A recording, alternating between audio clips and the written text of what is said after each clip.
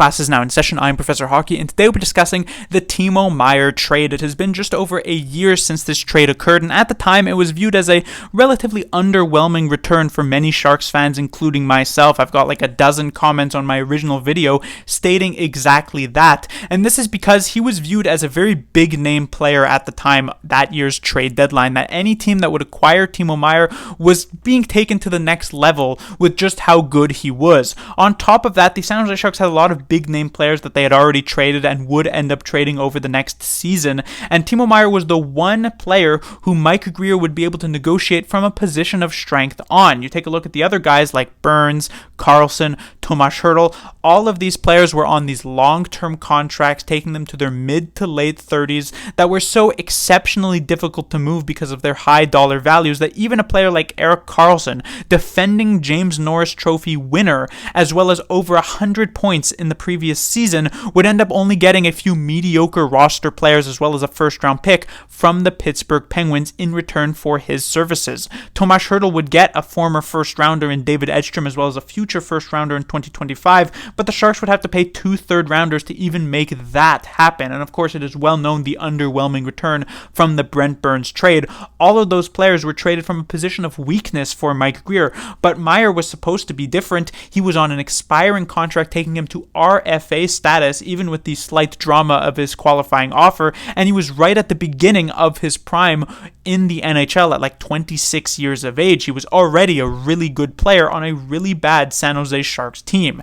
And so you would think that the Sharks would be able to get a ton of really good assets. So in the months leading up to that trade, since it did seem kind of inevitable that he would end up with the New Jersey Devils, Sharks fans were already theorizing who the Sharks would be able to get in return. If in terms of roster players, a lot of people were looking at Dawson Mercer, who was a few years younger than Timo Meier and yet still putting up really good numbers, over 50 points, just generally looking quite good with New Jersey. And in terms of prospects, while most were likely realizing that players like Luke Hughes and Simon Nemec were quite untouchable, players like Seamus Casey or perhaps Alexander Holtz were still relatively big names that the Sharks could potentially get in that trade. When the trade would eventually land near the end of February, near the trade deadline, though, a lot of Sharks fans were left scratching their head, as the return that they got was not exactly what they built up in their heads.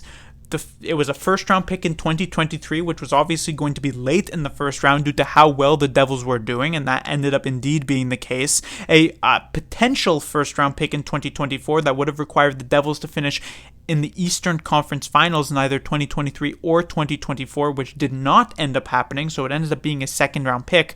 Mukhamadullin, Doolin, who was a relatively good prospect that I think many people recognized, but was still a few names down the depth charts for the New Jersey Devils. Fabian Zetterlund, who was probably a type of player who got a lot of people Googling when they first read his name, as they were not familiar with his performances with the Devils that season. Nikita Okhotyuk, who was extremely far down on the Devils depth charts. Andreas Johnsson, who was essentially just a cap dump roster player that the Sharks would never really re-sign, and then finally a 7th round pick in 2024. None of these names are necessarily jumping off the page as a huge return for Timo Meier, because it was so built up to potentially be this game-changing, this franchise-changing type of deal. The fact that it didn't really end up being instantly was somewhat of a disappointment. But in my video, I did say we would have to revisit this trade at a later date, and that's exactly what we will be doing in this video. What has become of the assets that the Sharks got in this trade? Well, let us start off with the 2023 first rounder. It ended up being 26 overall, which is pretty late in the first round, but there were a couple of good news about this. First of all, the 2023 draft was a very deep draft, so even taking late in the first round, you were likely still to end up with a relatively high quality prospect. On top of that, the Sharks ended up with one of the best steals in the first round of that year's draft, picking up Quentin Musty, who would go on to become the best OHL player of this past season, with almost averaging 2 points per game over the regular season with the Sudbury Wolves. It is possible for Quentin Musty to even make the San Jose Sharks main squad as soon as next year, or at least at the very least within the next couple of seasons, and he's projected to become a top 6 player in the NHL. Already a very solid return out of a 26th overall pick, which wasn't necessarily expected much of.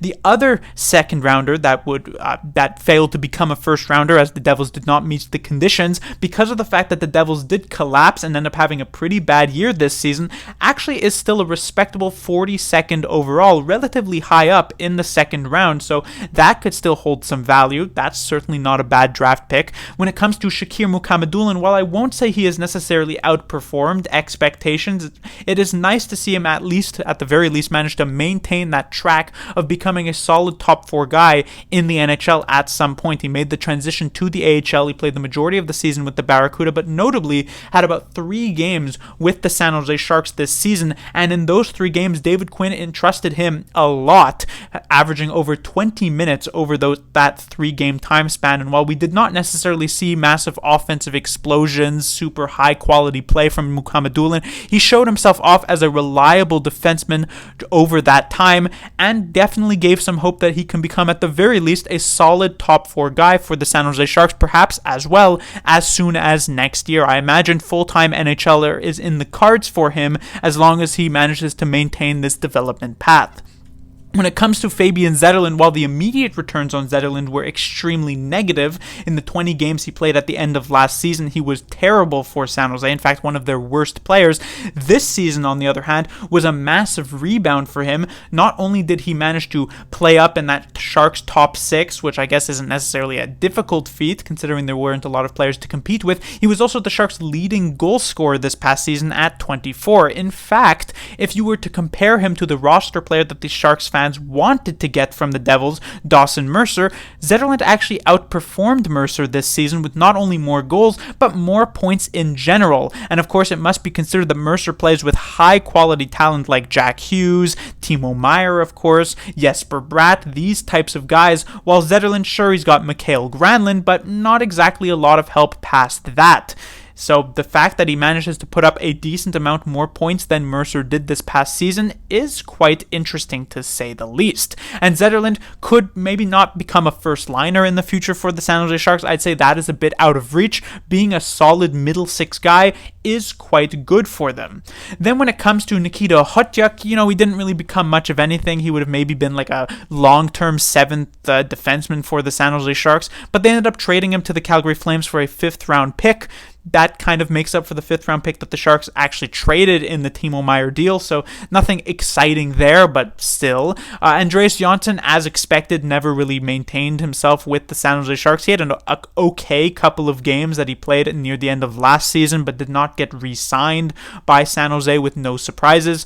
But perhaps maybe the most interesting part of this deal, and most unexpected part of this deal, is the 7th rounder in 2024 would end up being packaged with Radim Shemek, a defenseman whose time was very much over with the San Jose Sharks, in exchange for Klim Kostin from the Detroit Red Wings, who ends up putting up a pretty solid end of the season campaign with the San Jose Sharks here over the last 20 or so games, which makes Sharks fans somewhat confident in the fact that he could become, perhaps again like Zetterlund, not a first line player, but maybe a decent middle 6 player as soon as next year for San Jose. So the fact that a 7th rounder, as well as a pretty much forgotten player, could become a decent middle 6er or even just a 3rd liner is quite solid. So generally, while the original return in this Timo Meier trade was rather underwhelming, a year later, things are looking a lot better for San Jose, and actually makes this trade look quite good. From a Timo Meier perspective, he was injured for the majority of the season for the New Jersey Devils. Near the end of it, when he started to get more healthy, he was playing really, really well, and there is still the slight disappointment, at least from my perspective, of the Sharks having to trade away Santeri Hatakka, who was a defensive prospect that I really liked from a San Jose Sharks perspective. It still is certainly a pretty big win for San Jose, and so we doubted Mike Grier at the time, but things worked out rather well. Class dismissed.